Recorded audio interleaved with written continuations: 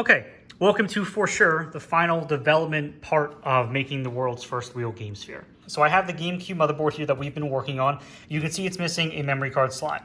Originally, I had tried desoldering this and it didn't work, so I used a heat gun to flow the solder and try and pull it out, and something got stuck, so it kind of just didn't come out right. So when I tried making a connector for it, it just didn't work. So I need to remake this. So what I've been waiting on, and why this video took a little longer, is I've been waiting on this dummy, or this donor motherboard. This is an older revision A with a digital port, but the board doesn't work, so I can't really use it. So the plan is to either take a hacksaw and cut the memory cards out and then leave the PCBs on them so that I can use them as mounting, and then solder from the other side of those memory cards to my connector, and then from the connector to the missing slot. Or we desolder it from the board and try this again. We'll figure that out. But the plan is for this official memory card that I ordered to sit indefinitely in memory card slot A, and then memory card slot B will have a hole cut for the slot probably somewhere in the back, maybe above where the AV port will go. And then that way I can transfer data to and from my, my main GameCube and my main memory card into the GameSphere and back and forth, and that way I don't have to have two holes cut or risk having two things that don't work. So this one's going to always work. It's going to always have a memory card plugged in, and then B is probably going to stay optional, or it'll just be the only one that we can plug something into. So that's the plan for the memory card. Moving on to the back, we have this custom PCB that I got ordered that I linked down below from where I ordered it. That is then just kind of screwed and pressured into a 3D printed AV port that the AV cable plugs into. That is made of PETG, so it'll handle the mechanical plugging in and out of the cable.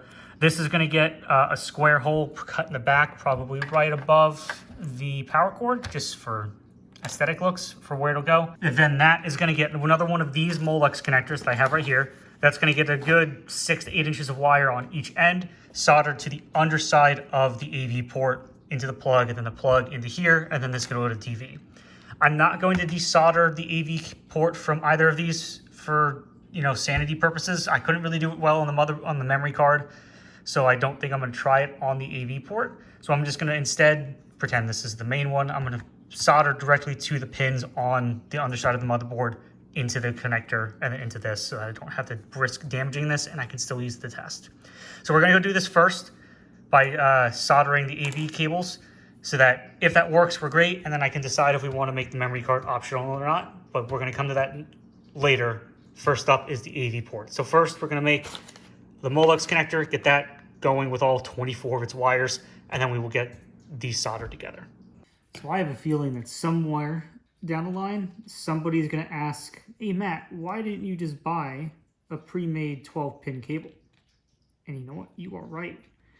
I actually couldn't find one that was like decently priced, right? Like no more than, $20. And I needed 2 and or 3 of these. So I found these Molex connectors instead, and that's what I'm going with. But the main reason why is I just couldn't find one. So I didn't want to make my own cable, but this is just kind of what we had to resort to. And that's okay. There are different styles of, 12-pin connectors. This is just by Molex. That I guess I used to think Molex was a 4-pin power cable you'd use in your computers before SATA came along, but that's not the case. It seems. I guess Molex is actually like is a company that makes standardized connectors, which is kind of cool. So this is one of their many 12 pins, and that's what I'm going with. So we have 24 cables in total, 12 for each side. And each one gets cut to length.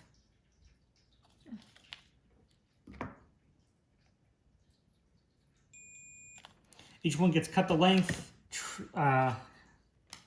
trimmed, stripped, and then we tin them, and then they have to go inside of these connectors.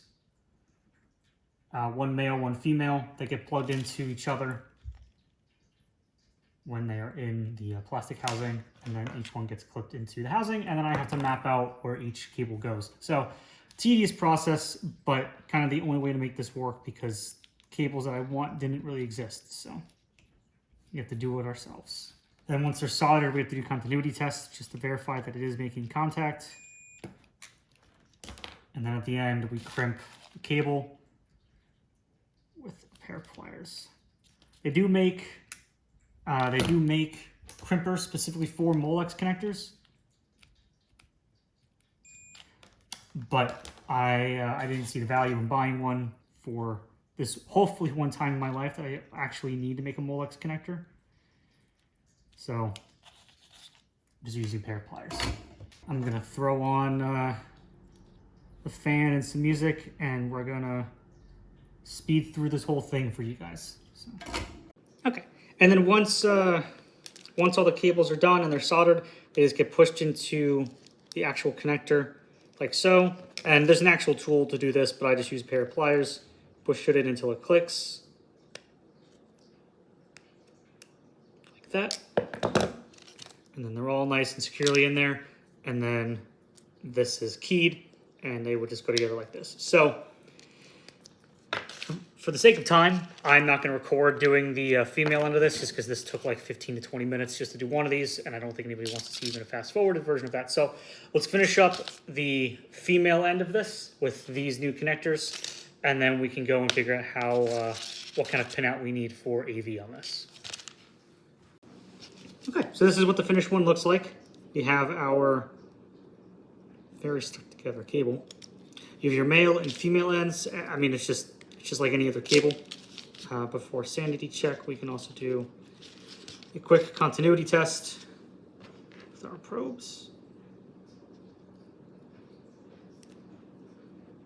There you go. So now we need to go solder one of these to our custom PCB and another to the GameCube's motherboard.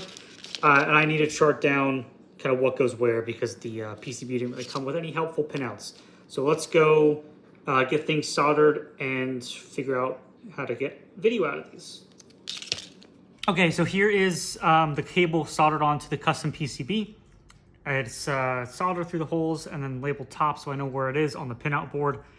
And now we're gonna solder it. So this is probably gonna be really fast forwarded because there's gonna be a lot of me rolling back and forth to my computer to look at the pinouts because I use my iPad as a second camera.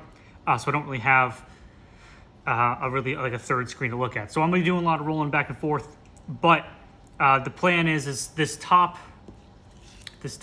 pin here is red, or like red and RGB. So this is red, which lines up to this bottom right pin here. So I'm gonna pretty much go off of that, going through what pin in the board goes to the hole, and then kind of following through to here and soldering. So it's gonna be a lot of kind of just cross-checking work. So we're gonna get started on that. I know for a fact that this top one here is this one.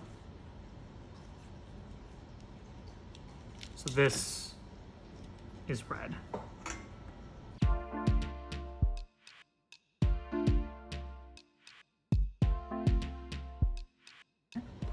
That's soldered. We can do a quick continuity check here. Pin.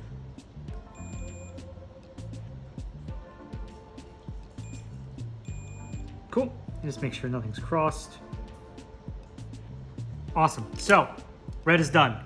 We're gonna go off of everything else now, so let's get to it.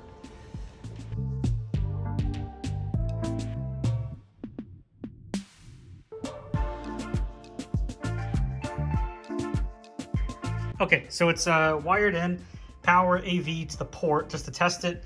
We don't have a heat sink, so we're not gonna leave it on for very long, but let's turn it on. All right, we're getting video, perfect. So now let's plug in the connector to the cable. It's plugged in, enough. Now let's plug in the AV cable to it.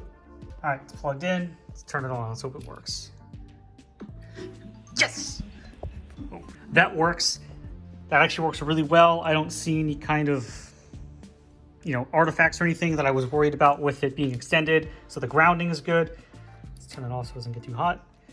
That's great. So now all we have left to do is do pretty much the exact same thing to a memory card, and I just have to get the slot off the other one.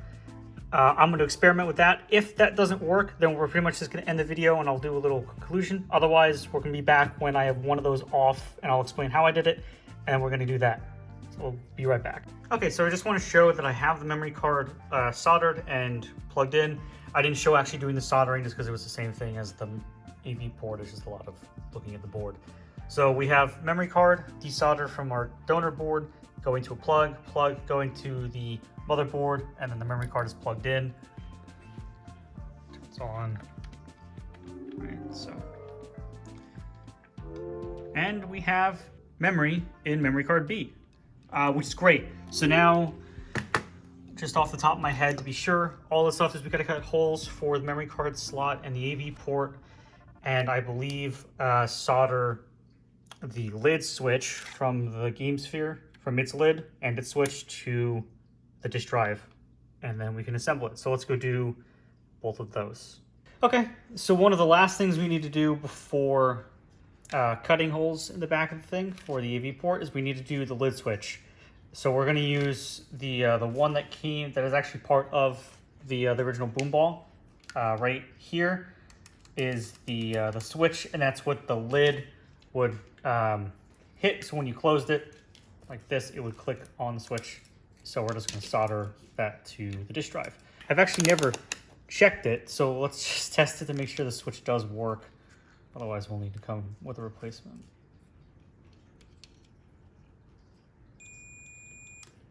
All right, cool. All right. So the switch does work, so this should be relatively simple. We just need to replace this. We just need to replace the GameCube lid switch with this one by soldering on a cable. So how this cable is soldered together really shouldn't matter, because all we're doing here is just completing a circuit for the disk drive. But there is a chance that the switch on here on the GameSphere isn't rated appropriately for this, but it should be fine.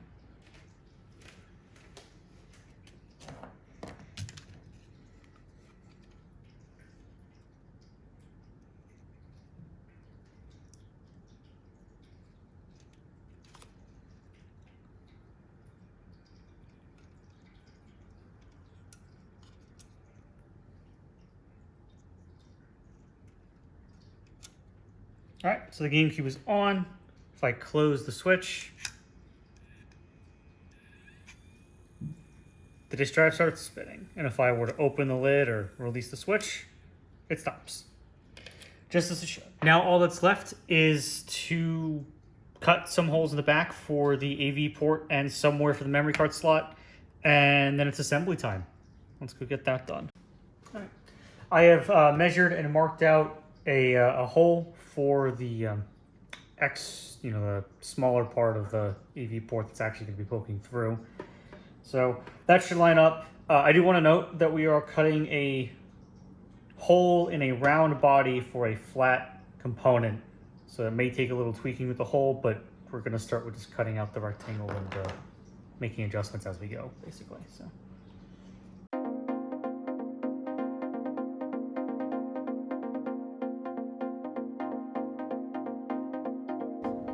It fits really well. I gotta screw it into place. I do want to point out a few things. One, probably very clearly, I used way too big of a cutoff wheel. I don't have a smaller one at the moment, and actually wasn't even something that I kind of thought of. So we have a little bit of marking on the back, but you're not going to be looking at the back of it, so I'm okay with that. The other is, even on my pretty much lowest setting that I could cut this at, it was still burning and melting the plastic, as you could kind of see.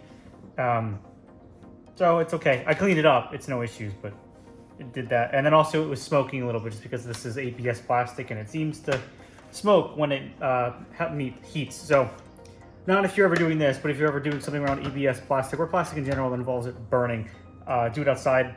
At the very least have really good ventilation going. I've got some windows open and fans going, but I wouldn't recommend doing this outside just in case anything doesn't linger around. So, all right, let's get something cut for the memory card slot, and then it's assembly time. I think I'm gonna put this right above the AV port, probably right about here. I want on the back. I don't want to do it in the front because, as we see here, I don't have the proper equipment to cut this small enough. But I don't want to ruin the look of the front. I just want to be 4 controller ports and then stock. So we're gonna do this here on the back, right above here. Plus, I don't intend on keeping slot B filled all the time, so I don't need easier access to it. So I knew I kept this around for a reason.